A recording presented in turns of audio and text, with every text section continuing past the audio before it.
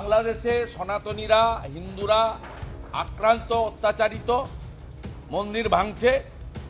আমি প্রথম ভারতীয় এবং সনাতনী, তারপরে রাজনীতি। আমার রাজনৈতিক পরিচয় পরে, কিন্তু আমি আমার ধর্মসত্তা বিসর্জন কোনোদিন দিতে পারবো না। এটা আমাকে গীতা শিখিয়েছে। স্বাভাবিকভাবে আমি বাংলাদেশে হিন্দুদের উপর জিহাদি, জঙ্গিদের, মৌলবাদীদের আক্রমণ নিয়ে গতকাল বলেছি, আজও বলেছি, আগামীকাল বলবো। তাতে যদি কোনো জঙ্গি কিছু বলে করে, তা আমার কিছু যায় আসবে না। একজন সন্তত জেলে কাটাচ্ছেন, তিনি বৈষ্ণব ধর্মে দীক্ষিত, তার খাওয়া দাওয়া সবটাই অত্যন্ত নিয়ম মেনে নিজেকে রান্না করে খেতে হয়।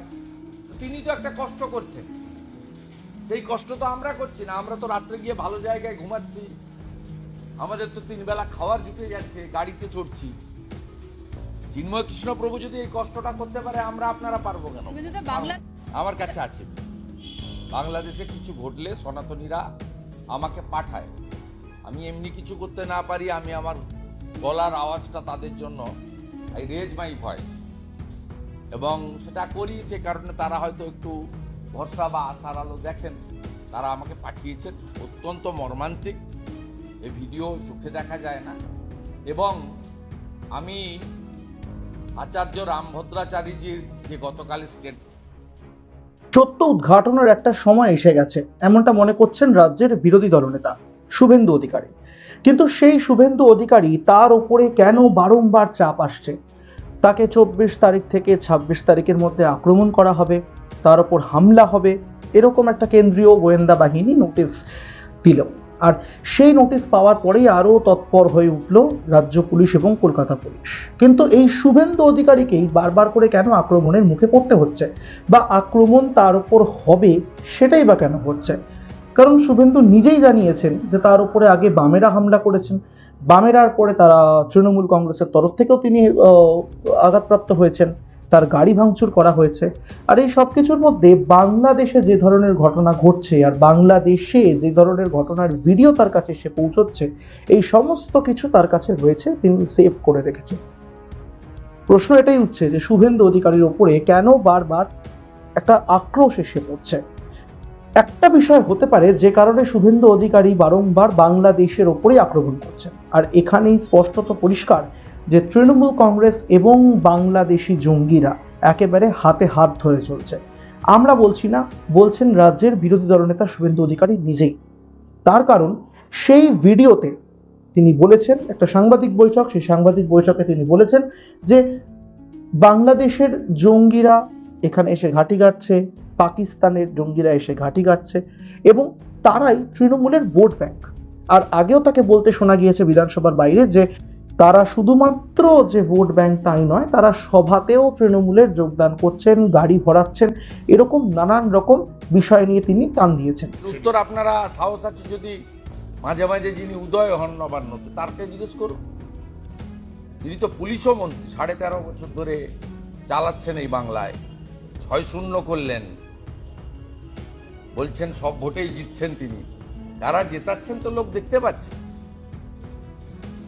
রাজ্যের নাম চলে আসা লস্করের সঙ্গে তাতে এই রাজ্যের কি আছে? এই রাজ্যের কোনো তাতে কোনো ক্ষতি হয়েছে নাকি? অনুশোচনা আছে না অনুতাপ আছে? মিথ্যা মামলা করতে ব্যস্ত। নন্দীগ্রামে একটি অরাজনৈতিক হত্যা, তাকে কেন্দ্র করে 39 জন ভারতীয় জনতা পার্টির নেতার নামে মিথ্যা মামলা করেছে। সে আমি প্রমাণ করে দেবো। গত সপ্তাহে মামলা করেছিল, হাইকোর্টে প্রমাণ হয়ে গেছে। আবার মিথ্যা মামলা করেছে 39। তার মধ্যে পঞ্চায়েত সমিতির চেয়ারম্যান আছেন, প্রধান আছেন, কর্মাধ্যক্ষ আছেন। সেই 2021-এর রাগ, হারের রাগ। আর শুভেন্দু অধিকারীকে বারংবার বলতে শোনা গিয়েছে বাংলাদেশের প্রসঙ্গে, বাংলাদেশের চিন্ময় প্রভুর ওপরে আক্রমণ, পাশাপাশি বাংলাদেশের জঙ্গি, বাসন্তী হাইওয়ে, ক্যানিং থেকে শুরু করে কলকাতা পর্যন্ত, বারুইপুর, কামালগাজী যে সব করিডোর রয়েছে, সেই করিডোর নাকি সব জঙ্গিদের হাতে চলে গিয়েছে। এরকম একাধিকবার একাধিক প্রসঙ্গে মুখ খুলতে দেখা গিয়েছে শুভেন্দু অধিকারীকে। ফলে এটা পরিষ্কার হয়ে যাচ্ছে যে শুভেন্দু অধিকারী যেহেতু রাজ্যের শাসক দল এবং বাংলাদেশি আগ্রাসনকে বারংবার সামনে তুলে আনছেন, তাই জন্য একটা কারণ হতে পারে যে শুভেন্দু অধিকারীর উপরেই আক্রমণটা বারবার হবে, এরকম একটা সন্দেহ করা হচ্ছে, বা যে করেই হোক ইন্টেলিজেন্সের থ্রুতে কেন্দ্রীয় গোয়েন্দাদের কাছে রিপোর্ট যাচ্ছে যে শুভেন্দু অধিকারীর ওপর হামলা হতে পারে। ভোটার তো তৃণমূলের ভোটার তো এরা, বাংলাদেশের জঙ্গিরা তৃণমূলের ভোটার, পাকিস্তানের জঙ্গিও ভোটার। জাভেদ মুন্সি সে বিস্ফোরক বানায়, ও সব ধরেছে বাইরের পুলিশ, আসাম পুলিশ ধরেছে এদের, কাশ্মীর পুলিশ ধরেছে এদের। পুলিশ ব্যস্ত বিজেপি নেতাদের নামে মিথ্যা মামলা করে। অনুপ্রবেশের একটু আগে তুহিন বিশ্বাসের বিরুদ্ধে অপহরণের মামলা করছি আমরা। চন্দন দাসকে অপহরণ করেছে উড়িষ্যা থেকে, উড়িষ্যা পুলিশ জানে না, অপহরণের মামলা করাচ্ছে। কত বড় মাতব্বর হয়েছে, সব জব্দ করে দেবো। এর আগেও আমাদের বহু লোককে এখানে নন্দীগ্রামে করেছে, 7 মাস 8 মাস ধরে জেল কাটিয়েছে। কিন্তু যদি সত্যি শুভেন্দু অধিকারীর এই কথা সত্যি হয়ে থাকে, শুভেন্দু অধিকারী যে মন্তব্য করছেন, তার যে বিচারধারা, তার যে মতামত, তার যে দৃষ্টিভঙ্গি, যদি সত্যি সেটা হয়ে থাকে তাহলে বিপজ্জনক এবং মারাত্মক। কারণ তৃণমূল রাজ্যের শাসক দল বিপুল পরিমাণে ভোট পায় প্রত্যেক বছর যেখানে যেখানে নির্বাচন হয়। বিজেপি কার্যত ধুয়ে মুছে সাফ হয়ে যাওয়ার অবস্থায় রয়েছে এবং বামেদের অস্তিত্ব সেই অর্থে খুঁজে পাওয়া যায় না। তাহলে এখানে দাঁড়িয়ে যদি আমরা বলি বা প্রশ্ন তুলি যে তাহলে যদি শুভেন্দু অধিকারী যা বলছেন তা যদি একেবারে কাটায় কাটায় সত্যি হয়ে থাকে, তাহলে সেই যে 40 লাখ ভোটার ভুয়ো বা 40 লাখ ছাপ্পা ভোট তৃণমূল কংগ্রেস জোগাড় করেছে, তাহলে কি এরাই পাকিস্তান বা বাংলাদেশের জঙ্গি? আপনারা কি বলছেন?